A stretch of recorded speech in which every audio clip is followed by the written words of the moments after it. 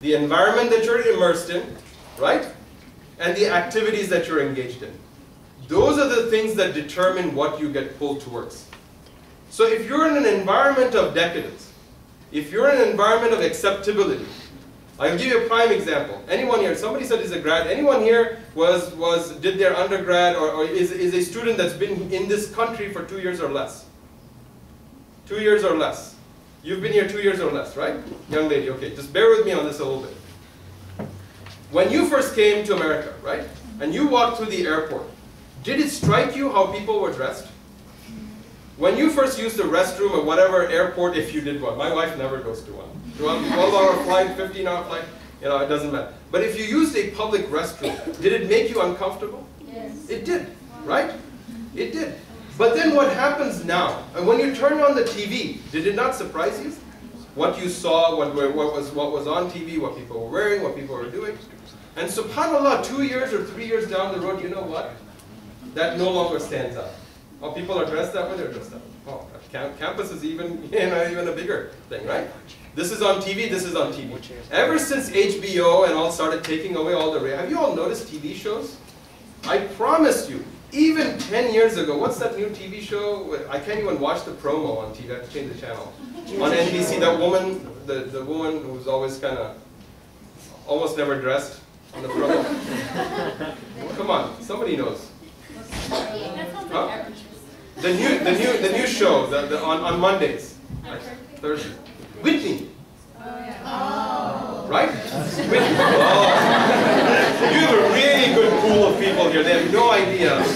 Anyway, but you see how suggestive things are and how racy things are in the promo. I promise you, 10 years ago it wasn't like this.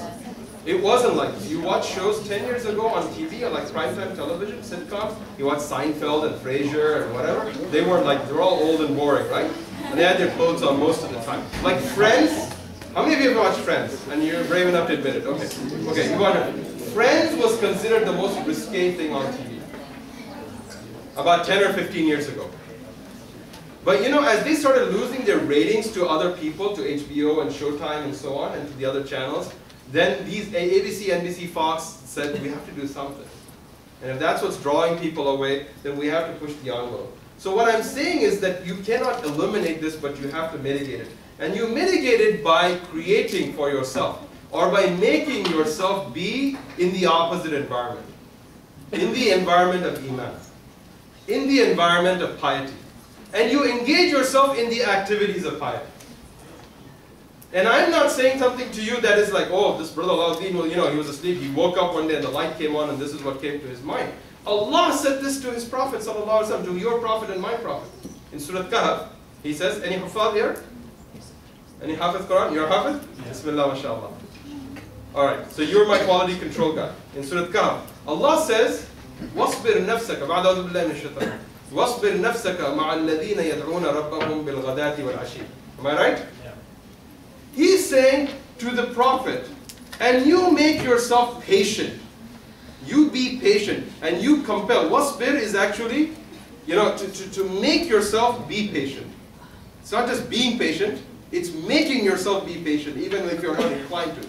نَفْسَكَ مَعَ الَّذِينَ يَدْعُونَ رَبَّهُمْ بِالْغَدَاةِ وَالْعَشِيِّ. With the people who call upon their Lord in the mornings and the evenings. يُرِيدُونَ وَجْهَ. They say, in the plain translation, wajh is the face.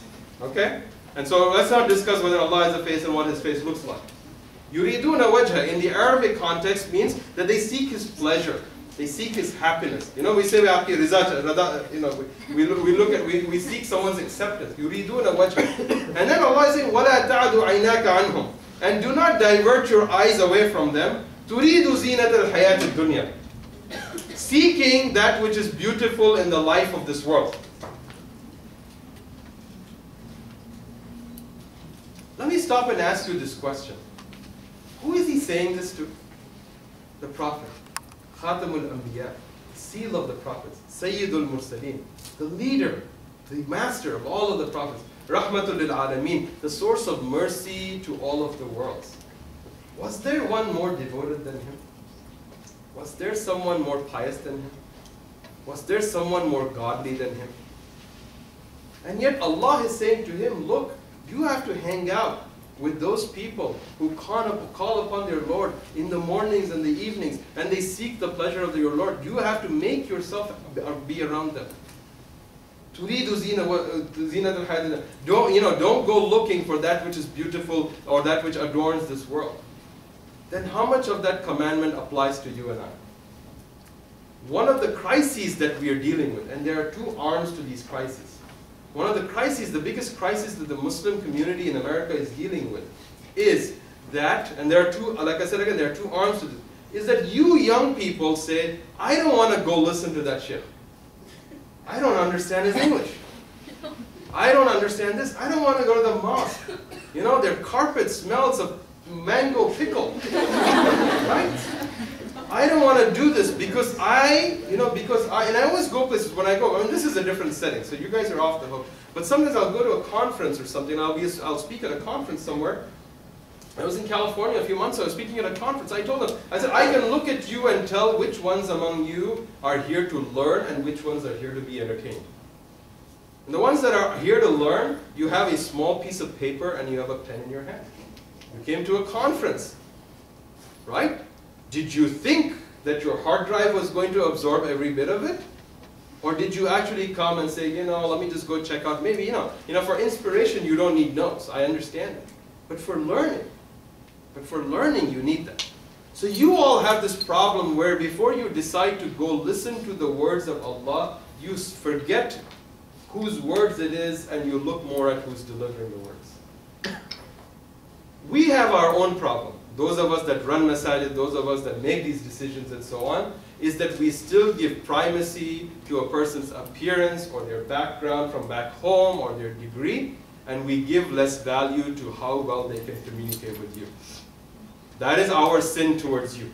That is our fault towards you. But those people are not here who need to hear this from me, and they consistently hear this from me. People say, Brother Ala, you travel all over the country, you have connections in all these mosques, all these people recommend an imam for us. We've got this imam coming. MashaAllah, he's a graduate of Azhar. And he's doing this and he's doing that. We're going to bring him in for this test drive, right? We're going to bring him in Friday, Saturday, Sunday. He's going to do this and this and this. You know what I asked him? I said, does he play basketball? Does he play basketball? 99% of the time the answer is, what?